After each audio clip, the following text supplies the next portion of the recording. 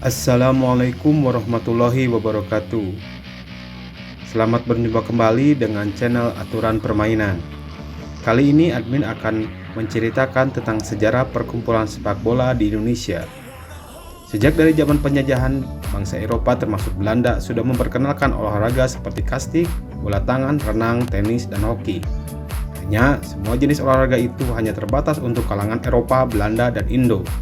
Alhasil, sepak bola paling disukai karena tidak memerlukan tempat khusus dan pribumi boleh memainkannya.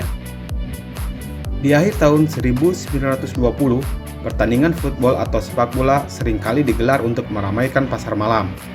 Lapangan Singa atau lapangan Banteng saat ini menjadi saksi di mana orang Belanda sering menggelar pertandingan pancalomba atau fietkamp dan dasalomba atau tienkamp. Khusus untuk sepak bola, serdadu di sanksi-sanksi militer paling sering bertanding. Mereka kemudian membentuk BON sepak bola atau perkumpulan sepak bola. Dari BON-BON itulah kemudian terbentuk satu klub besar. Tak hanya serdadu militer, tapi warga Belanda, Eropa, dan Indo membuat BON-BON serupa.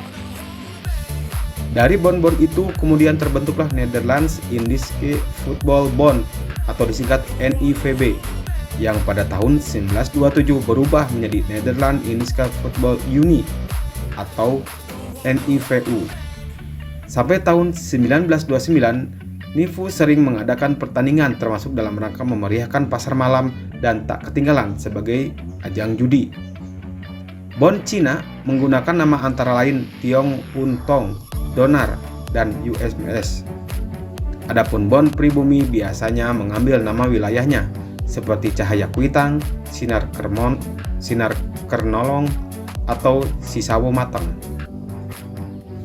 Akibat diskriminasi yang dilakukan NIVB, pada tahun 1928 dibentuklah Football Bond Indonesia Jakarta atau VIJ.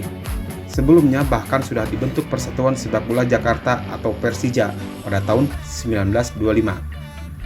Pada 19 April 1930, Persija ikut membentuk Persatuan Sepak Bola Seluruh Indonesia atau PSSI di gedung Societe N. Projo, Yogyakarta. Pada saat itu Persija menggunakan lapangan di Jalan Biak, Roksi, Jakarta Pusat. Pada tahun 1930-an, di Indonesia berdiri 3 organisasi sepak bola berdasarkan suku bangsa, yaitu Netherlands Indische Football Bond atau NIVB, yang berganti nama menjadi Netherlands Indische Football Unie atau NIVU pada tahun 1936 yang merupakan milik bangsa Belanda. Hua Nan Football Bond atau HNVB milik bangsa Tionghoa, dan Persatuan Sepak Bola Seluruh Indonesia atau PSSI milik orang Indonesia. Memasuki tahun 1930-an, pamor bintang lapangan BON NIVB G. Rehata dan The Wolf mulai menemui senja berganti bintang lapangan BON Cina dan pribumi seperti Maladi, Sumadi, dan Ernst Mangindaan. Pada tahun 1933, VIJ keluar sebagai juara pada kejuaraan PSSI ketiga.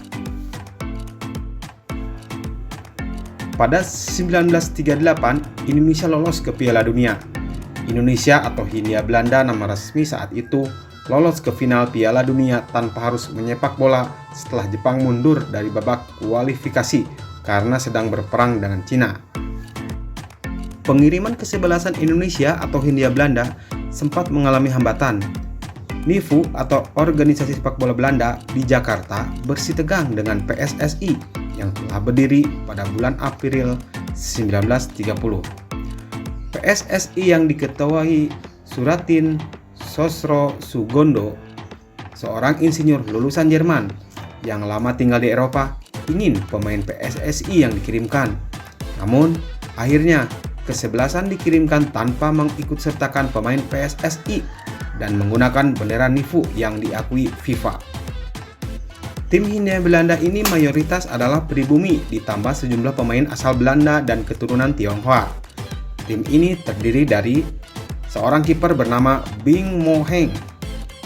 Pemain lainnya yaitu Herman Jomers, Frans Meng, Isaac Patiwail, Frans Pede Hukom, Hans Tait Hatu, Pan Hong Chin, Jack Samuel, Suwarte Sudarmanji, Anwar Sultan, dan seorang kapten bernama Nawir.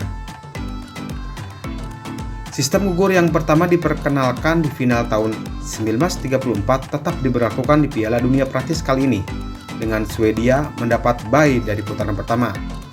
Tim Hindia Belanda langsung berhadapan dengan tim kuat Hongaria di Stade Velodrome, Reims, tanggal 5 Juni 1938. Hindia Belanda bisa melakukan perlawanan selama 12 menit pertama, sebelum akhirnya gawang Bing Moheng kemasukan 1 gol dan disusul dengan 5 gol berikut. Dan ini merupakan skor terbesar satu-satunya di putaran pertama Piala Dunia 1938. Hongaria akhirnya berhasil masuk final untuk berhadapan dengan Italia yang kemudian menjadi juara dunia 1938 setelah menang 4-2. Meski kandas di putaran pertama dengan skor cukup memalukan, Hindia Belanda tetap dikenal sebagai wakil pertama Asia di final Piala Dunia.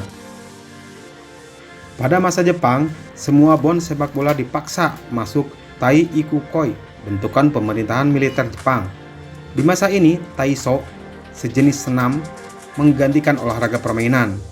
Baru setelah kemerdekaan, olahraga permainan kembali semarak. Tahun 1948, pesta olahraga yang bernama PON, yang kependekan dari Pekan Olahraga Nasional, diadakan pertama kali di Solo. Di kala itu saja, sudah 12 cabang olahraga yang dipertandingkan.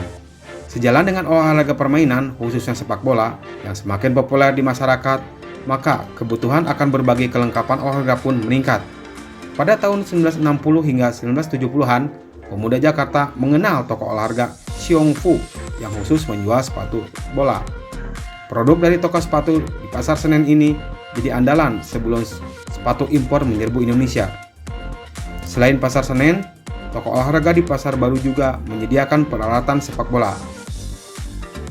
Pengaruh Belanda dalam dunia sepak bola Indonesia adalah adanya istilah handball, trackball atau bola kembali, kopball atau sundul bola, lost ball atau lepas bola, dan tendangan 12 pas.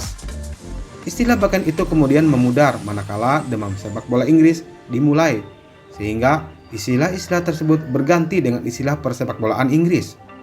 Sementara itu, hingga tahun 1950 masih terdapat pemain Indo di beberapa klub Jakarta. Sebut saja Van der Veen di klub UMS, Van der Berg, Hercules, Nezen, dan Pes dari klub BBSA. Pemain Indo mulai luntur pada tahun 1960. Demikianlah sejarah perkembangan sepak bola di Indonesia yang kami sajikan. Terima kasih. Assalamualaikum warahmatullahi wabarakatuh.